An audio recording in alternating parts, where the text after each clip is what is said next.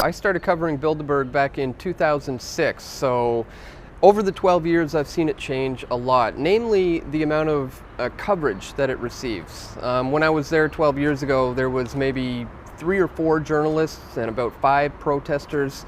Over the years I've seen that grow to sometimes a couple thousand people will show up, you know, like in Watford, England and in Chantilly, Virginia, and dozens of journalists will come now. So it seems that the more we shine a light on Bilderberg and what they're doing, the more people get interested and they start coming out and they want to find out. Because let's face it, when you have 120 to 140 of some of the world's most powerful and influential people, most mainstream journalists, you would think, would want to know what's going on the inside. You know, if those were movie stars and famous athletes, this place would be crawling with journalists. But these people are even more important than those people. Yeah, but some of the mainstream journalists are already inside. Well, for some example, some of the editors-in-chief, some of the prominent journalists like Anne Applebaum this year. Yeah, we have editor for The Economist inside there. We have someone, I believe, from the Wall Street Journal. We have someone from Bloomberg. This is precisely why it's on the down low, because they are instructed with strict rules not to report on this. So yes, there are reporters on the inside, but they are told that they are not allowed to discuss what takes place on the inside and what they talk about. There are not so many leaks actually before and after the Bilderberg meeting, but the participants list is already published. Mm-hmm. So if we speak about this year, so what probably surprises you? What probably you think that we need to underline some names? So sure. I mean, well, there's the general, the who's who, you know, the people we knew we would be here and who are always here, like the Henry Kissingers and, you know, the Peter Thiel, and the people who are on the steering committee are obviously very important.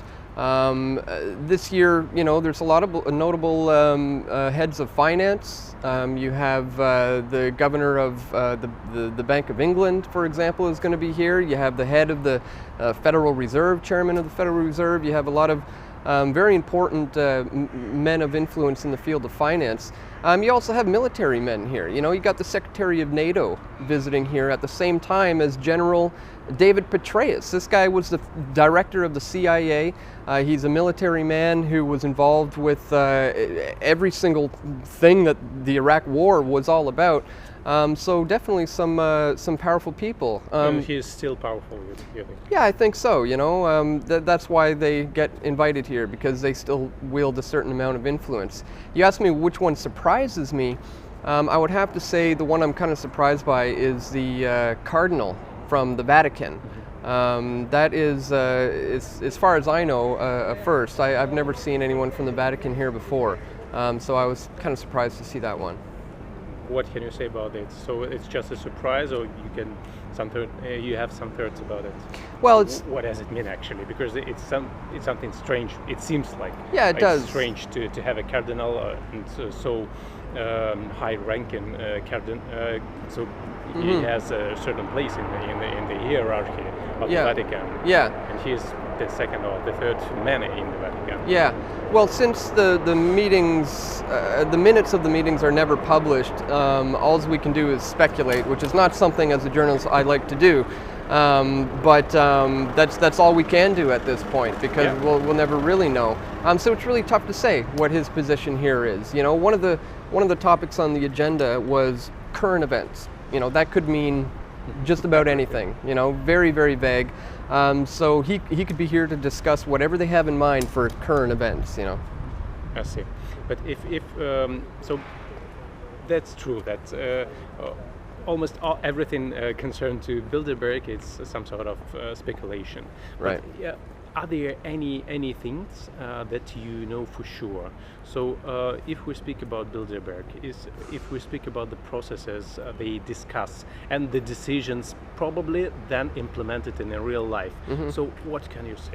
Well, one thing they openly talk about is that they're the ones who are responsible for the formation of the European Union. And I think that is very significant. You know, that has changed the world in a sense. But one of the ones that is a little more reported is the Iraq War. You know, there were some documents that were leaked from these Bilderberg meetings a few years ago, and it showed that this talk of weapons of mass destruction was discussed in Bilderberg long before, you know, about a year or two before the rest of the world, the mainstream media, or anybody was talking about this.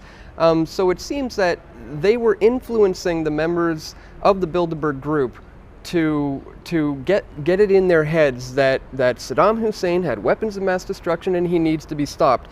They kind of put that in the minds of the attendees, and these are powerful and influential people. So when they leave this meeting, those ideas began to permeate throughout society, and then a year or two later, they invade Iraq under this false pretext that was originally set up by the Bilderberg group. You know that there are many theories, rumors about the Bilderberg group club meetings. Some people say that it's some sort of shadow or world government. Others say that okay, it's a good place, like a showroom for new politicians for their career growth afterwards. So how could you characterize the Bilderberg club meeting? Well, my understanding of it over time has evolved. I used to think it was just like that, this scary, shady organization, but now I understand it a little differently, that there's an inner circle within the inner circle. You have to get invited to Bilderberg. Not everybody who attends this event is into anything nefarious. They're not necessarily trying to build a one world government or, you know, create this new world order. But certainly those on the deep inside of Bilderberg do understand that agenda.